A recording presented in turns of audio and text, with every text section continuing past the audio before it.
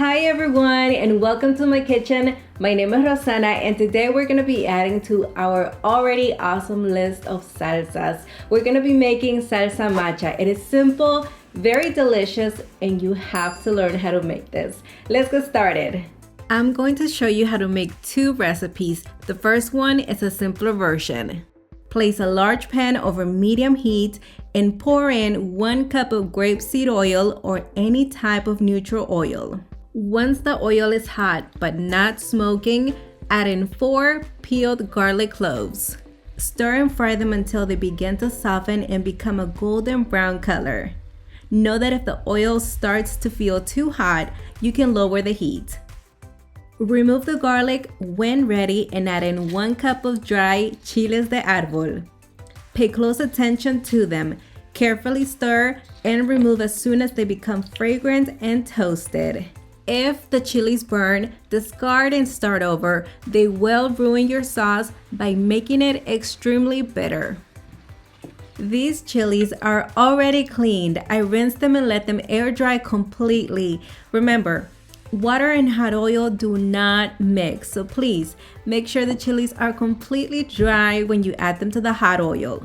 You can also wipe them down with a damp paper towel. It will probably take less time for them to dry completely. Remove the chilies when they are ready and turn off the heat. Allow the oil to cool down completely. When the oil is at room temperature, combine in a blender the garlic, toasted chilies, oil, and 1 teaspoon of kosher salt. Blend until everything is finely chopped but not pureed. I love the consistency and simplicity of this salsa, which makes it very versatile. You can use it on tacos or different dishes for an added kick. This is my go-to salsa for soups and pozole. It adds just the right amount of smoky, roasted flavor needed.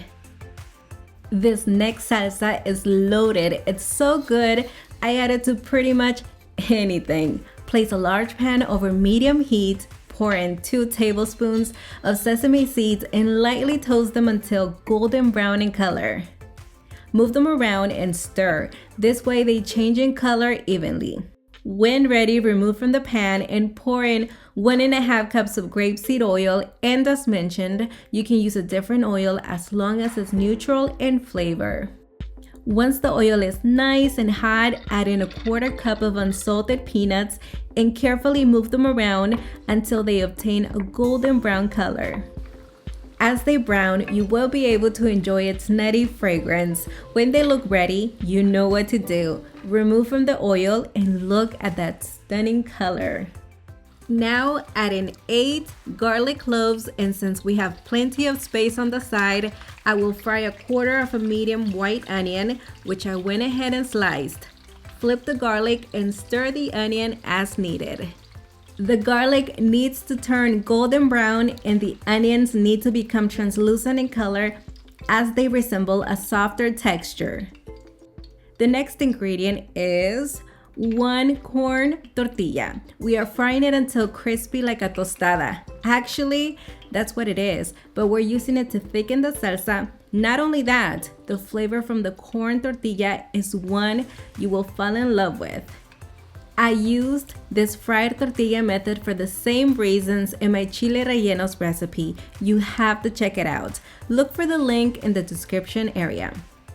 Flip the tortilla to ensure both sides fry and become crispy.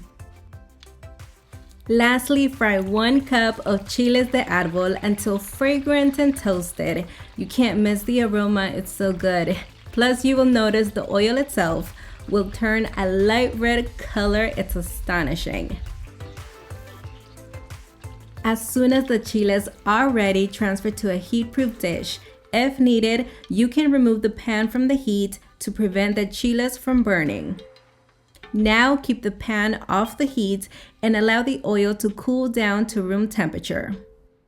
When all the ingredients, including the oil, have had enough time to cool down, place everything in a blender. This includes the sesame seeds, peanuts, garlic, onion, dried chiles de arbol, and the fried tortilla, which are broke apart once cooled. Now pour in the oil, Additionally, add 1 teaspoon of kosher salt and 2 tablespoons of distilled white vinegar. Yes, I didn't wash the blender because we used it to blend the same ingredients prior to the salsa. It's not gonna mess with the flavor. Blend until chunky and broken down with a thick consistency and loose enough to add as a salsa. This salsa is amazing, rich and spicy. Salsa Macha pretty much means brave salsa because it's pretty spicy. So try a small amount and see how much you can tolerate. If you like spicy food, this is a must try. It is such a creative combination, definitely a celebration of flavors. I love both of these salsas, but use them for different dishes. If I'm looking to add a lot of flavor to a meal, I would pick the second salsa, which has more ingredients to it. But if I want to add a kick of heat, but not overwhelm an already perfect dish, then I would pick the simpler version. They both have a special place in my kitchen and serve an important task.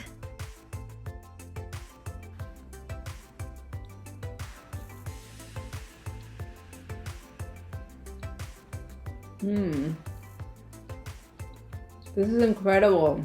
So good.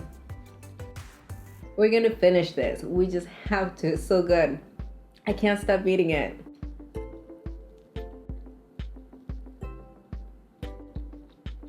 It's a little bit spicy. But look, all of you spicy lovers out there, you're gonna understand me. You're gonna totally get me. This is worth it. It's so good. I really hope you enjoyed this recipe. Don't forget to subscribe, like this video, and click the notification bell. Also, make sure you follow me on all of my social media platforms. Until the next one,